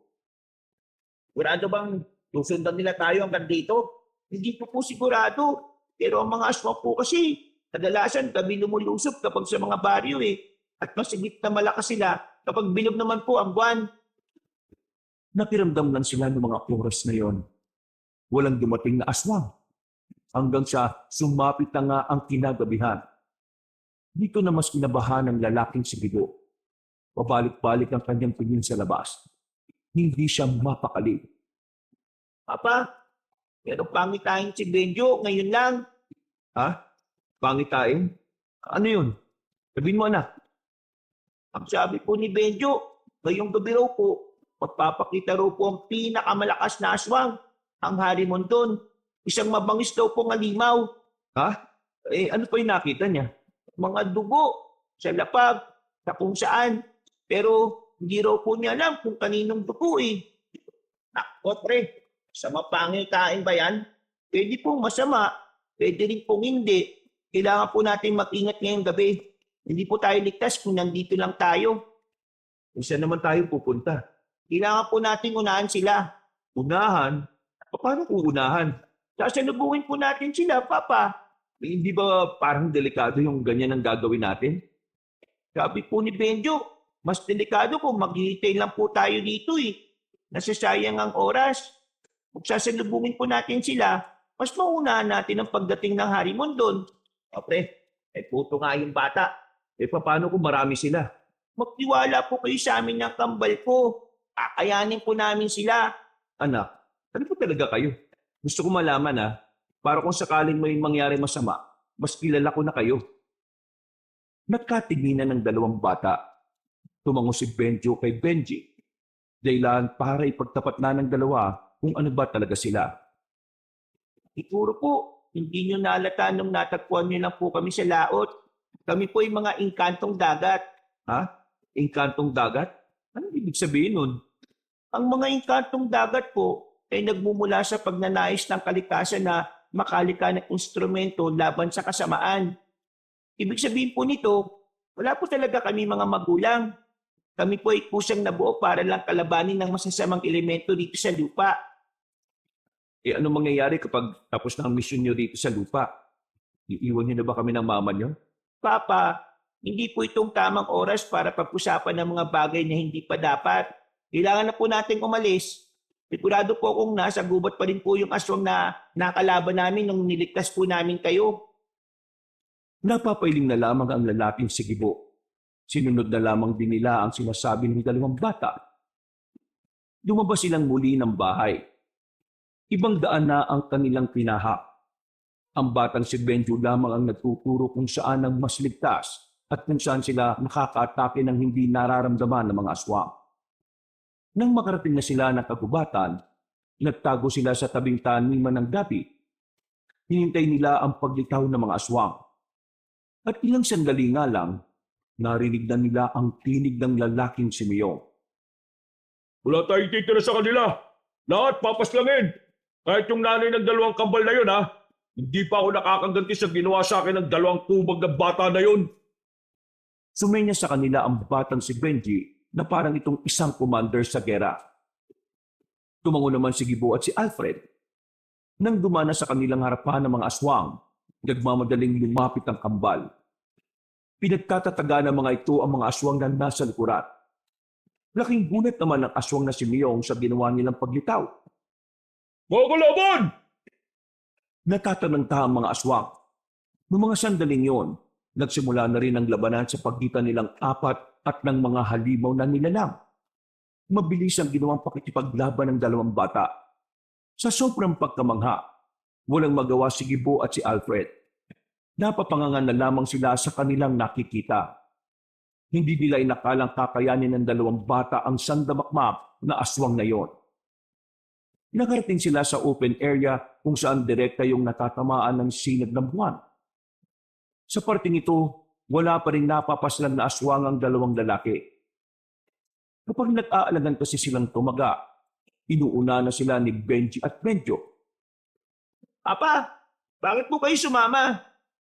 Bakit ka ba nagtatanong? Hindi para tulungan kayong 2? Wala po kayo na itutulong eh. Yan kasi, nakatunga nga ka lang pre. Ikaw din kaya? Sandaling nanahimik ang mga aswang. Kahit ang aswang na si Miyong ay hindi na rin muna nagparamdam. Magkakadikit lamang silang 4. Maya-maya lang, biglang umabante ang batang si Benjo. Kumuha ito ng bato sa gilid. Pinukul yun ng batang si Benjo sa dilim. Narinig na lamang nilang umaray ang aswang na si Miyong. Aray! Wisit ka talagang bata ka! Wisit! Harapin mo na kami. Huwag kang magpatago-tago dyan. Matapang ka lang kasi kasama mo tatay mo eh. At sino naman yung isa pang mukhang tanga? Ay, umayos ka ng sinasabi mo ah. Big boss kita sa bibig eh. Biglang lumabas ulit ang iba pang mga aswang na kasama si Miyong. At sa pagkakataong yun, mas marami na ito kumpara sa una. Nakakaramdam na ng kaba ang lalaking si Gibo at Alfred. Habang ang 2 bata naman, kalmado lang. Kung umasta ay parang sanay na ito sa mga ganong uri ng laban. Mga anak, sigurado ba kayo? Sigurado bang kaya natin yan? Huwag po kayong mag-alala. Kami na pong bahala ni Benjo. Ingatan nyo na lang po ang mga sarili nyo ha. At kung sakali man kung may umatake sa inyo, kailangan nyo rin pong pumalag. Baka pa mauna pa kayo sa langit eh. O Benjo, tanda ka na. Tumango na lamang ang batang si Benjo. Maya-maya pa, nagpatuloy na rin ang labanan. Dinumog ng mga aswang ang 2 bata. Pero kakaibang bilis na naman ang pinamalas ng 2 ito. Wala pang 5 minuto, nakabagsak na ang mga aswang. Nanlalaki naman ang mga mata ng lalaking si Miyong. Hindi ito makapaniwala na 2 bata lamang ang makakaubos sa kanyang mga kasama. Pre, O bakit? kanina pa tayo dito pero wala pa tayong itutulong ah. Sabi ni Benji, mag-ingat na lang tayo eh. Baka yun na yung tulong natin. Kung sa bagay, lalaki ka swang. Sumuko ka na kung ayaw mong magaya sa mga kasama mo. Anong sumuko? Nagpapatawa ka bang uhugin ka? Wala sa plano ng mga aswang ng pagsuko, no? Kung gusto niyo ako kalabanin, di kalabanin niyo ako hanggang kamatayan. Nagbagong anyo ng lalaking si Miyong at wala itong sinayang na pagkakataon. Mabilis nitong inatake si Benji. Pero agad namang humarang si Benjo para tulungan ang kambal. Nakailag ang magkapatid sa kinuwang pagkatake ni Miyong. At nang makahanap naman ng tamang pagkakataon ng kambal, agad-agad nilang inatake ng sabay si Miyong. Tinamaan ang aswang sa balikat at sa dibdib. Pero kahit na ganon, hindi pa rin nagpapatalo ang lalaki. Nagagawa pa nitong tumawat-tawat asarin ng 2 bata.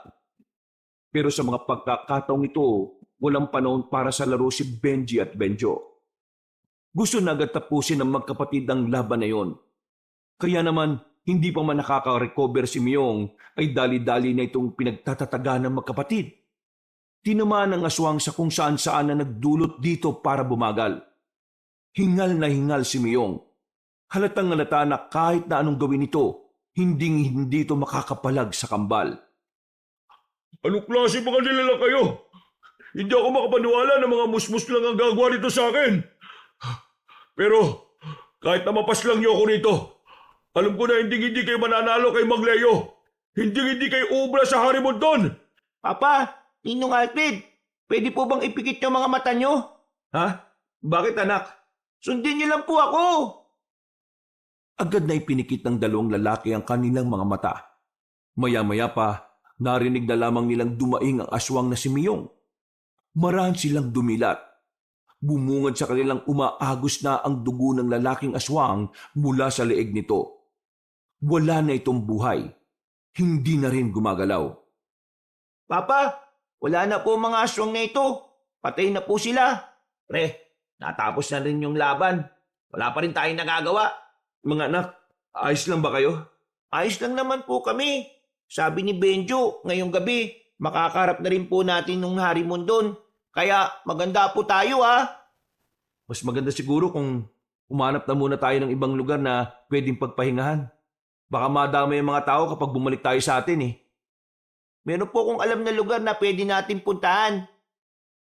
Agad silang naglakad paalis. Sa kalagitnaan ng gabi, nagtungo sila sa isang lumang kubo. Maayos ang kubo. Malinis din ang paligid nito at nakatabas pa ang mga damo. Benji, sigurado ka bang walang nakatira dito? Bakit parang ang ayos naman dito? Kapag kami lang po ang naiiwan ni Benjo sa bahay, dito po kami tumatambay. Kami po nagdinis ng lugar na ito. Sinasabi ko na nga ba't meron kayong hindi sinasabi eh. Isipin niyo na lang po, Papa, na kung hindi kami lumalabas noon, edi wala po tayo ngayon dito. Oo nga naman, pre. Magpasalamat ka na lang. O di salamat.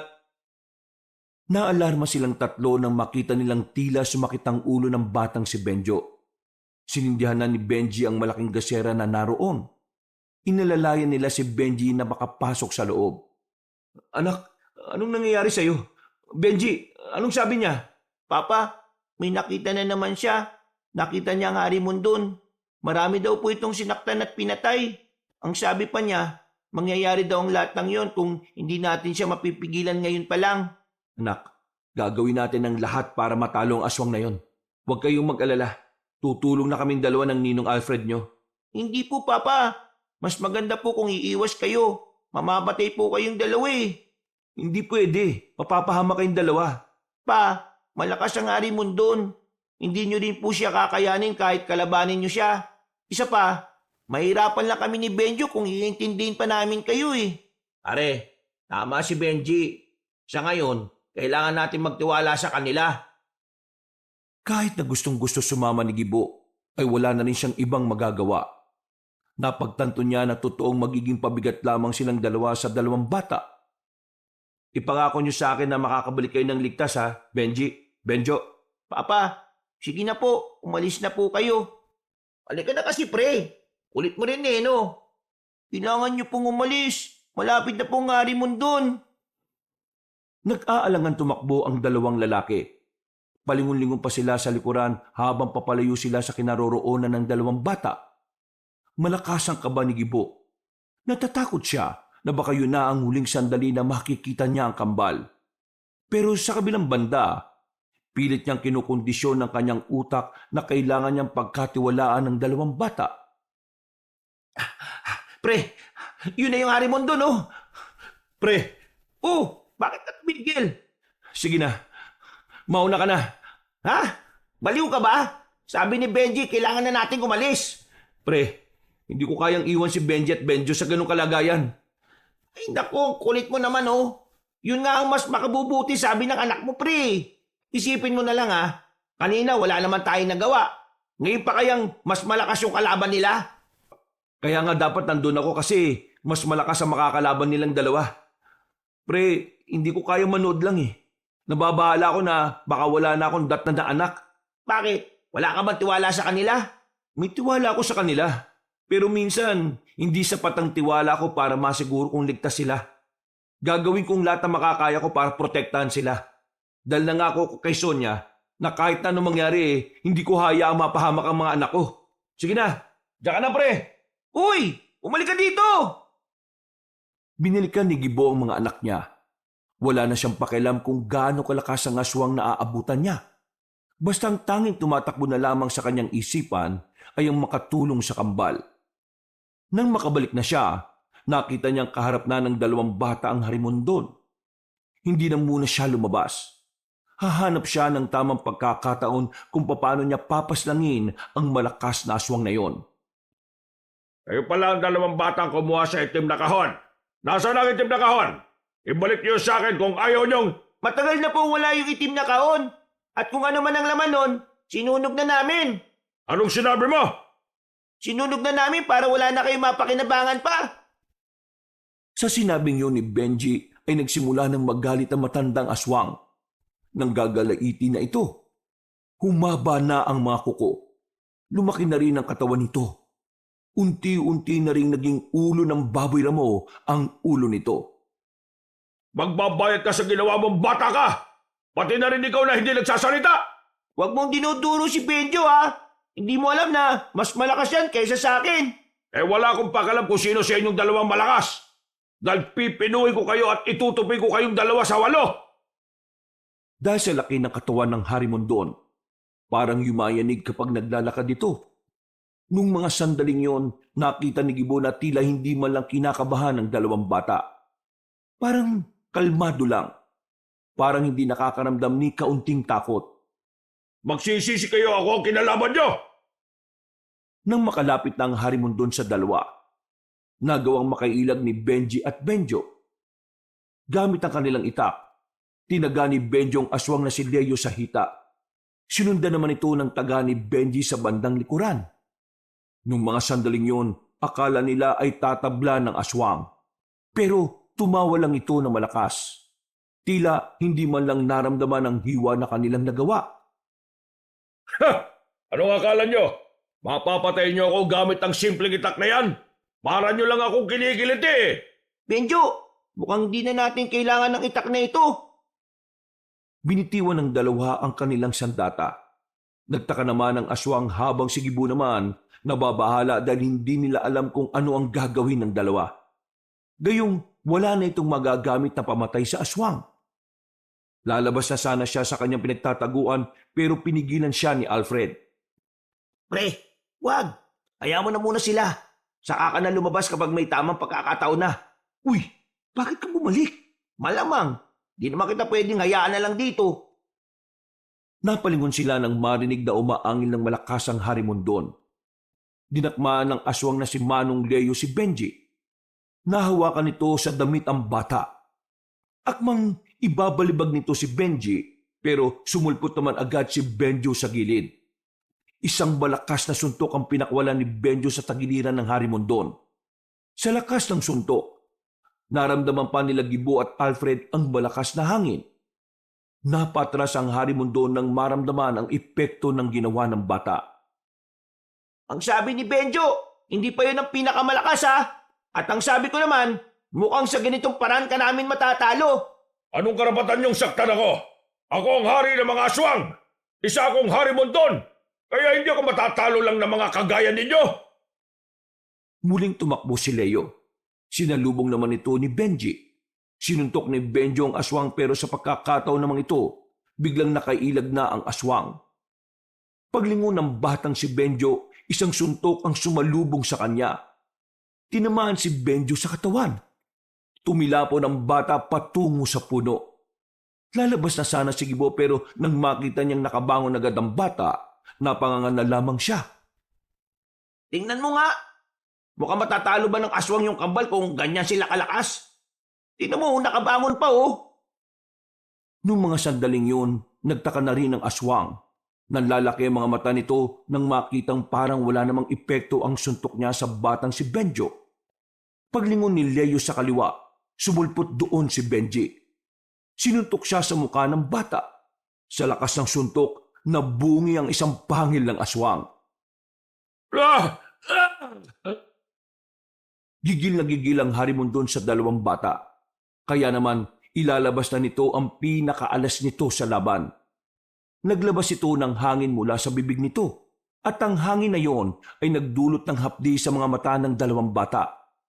Dahil doon, nawala sa focus ang kambal. Sinamantala naman ito ng Harimondon para makaatake. Naisa ko kayo mga bata!